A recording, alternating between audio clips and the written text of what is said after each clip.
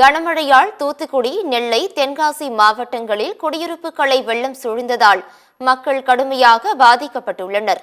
தொடர் கனமழையால் கடனாநதி, ராமநதி அணைகள் நிரம்பியதால் அணைக்கு வரும் நீர் அப்படியே வெளியேற்றப்பட்டு வருகிறது. தாமிரபரணி ஆற்றில் வெள்ளம் கரை புரள்வதால் 3 மாவட்ட தாமிரபரணி கரையோர மக்களுக்கு வெள்ள அபாய எச்சரிக்கை விடுக்கப்பட்டுள்ளது.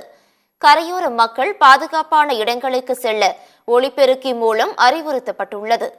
நெல்லை மாவட்டம் சம்பன்குளம் பகுதியில் குடியிருப்புகளை வெள்ளம் சூழ்ந்துள்ளதால் மக்கள் கடுமையாக பாதிக்கப்பட்டுள்ளனர்.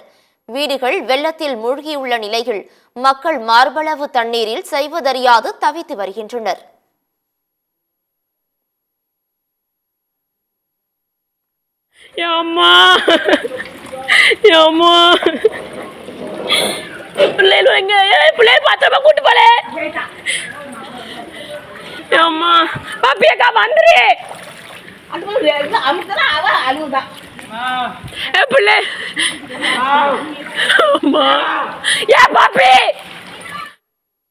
தூத்துக்குடியில் தாமிரபரணி ஆறு கடலில் கலக்கும் புன்னக்காயல் பகுதியில் அடைப்பு ஏற்பட்டதால் தாமிரபரணி தண்ணீர் கடலில் கலக்கும் வகையில் கொட்டும் மழையில் மக்கள் மண்ணை அகற்றும் பணியில் ஈடுபட்டனர். வெள்ள பாதிப்பு முன்னெச்சரிக்கை நடவடிக்கையாக ஸ்ரீவைகுண்டம் அரசு மருத்துவமனையிலிருந்து நோயாளிகள் டிஸ்சார்ஜ் செய்யப்பட்டுள்ளனர். ஸ்ரீவைகுண்டம் கிளை சிறையில் இருந்த கைதிகள் பேரூரடி சிறைச்சாலைக்கு இரவோடு இரவாக மாற்றப்பட்டுள்ளனர். தென்காசி மாவட்டம் செங்கோட்டையில் குடியிருப்புகளில் பெருக்கெடுத்து ஓடும் வெள்ளத்தால் மக்கள் வீடுகளை விட்டு வெளியேற முடியாமல் தவித்து வருகின்றனர். வெள்ளத்தில் சிக்கிய மக்களுக்கு கொட்டும் மழையில் காவல் ஆய்வாளர் உணவு பொட்டங்கள் வழங்கினார். தஞ்சை மாவட்டம் மணலூர் சாஸ்திரி நகரில் குடியிருப்புகளை மழை நீர் சூழ்ந்துள்ளதால் மக்கள் கடுமையாக பாதிக்கப்பட்டுள்ளனர். பூதலூர் அடுத்த ஒத்தத்தெரு பகுதியில் 100க்கும் மேற்பட்ட வீடுகளை மழை நீருடன் கழிவுநீர் சூழ்ந்துள்ளதால் மக்கள் கடும் இன்னல்களை சந்தித்து வருகின்றனர்.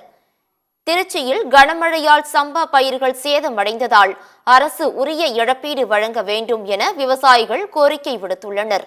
இதனிடையே திருச்சி அண்ணாநகர் பகுதியில் சாலைகளில் மழைநீர் சூழ்ந்துள்ள நிலையில் வீடுகளுக்குள்ளும் மழைநீர் புகுந்ததால் மக்கள் பெரிதும் பாதிக்கப்பட்டுள்ளனர். இந்நிலையில் தென்காசியில் கனமழையால் பாதிக்கப்பட்ட பகுதிகளில் அமைச்சர் KKSSR ராமச்சந்திரன் ஆய்வு மேற்கொண்டார். இதன் பின்னர் செய்தியாளர்களுக்கு பேட்டியளித்த அவர் இழப்பீடு வழங்குவதற்காக வெள்ள பாதிப்பு, பயிர் சேதங்கள் கணக்கீடு செய்ய அதிகாரிகளுக்கு அறிவுறுத்தியுள்ளதாக தெரிவித்தார். தொடர்ந்து மழை பெய்து கொண்டிருக்கிறது. ஏறத்தாழ தென்காசியில் மட்டும் 20 சென்டிமீட்டர் அளவிற்கு மழை பெய்திருக்கிறது.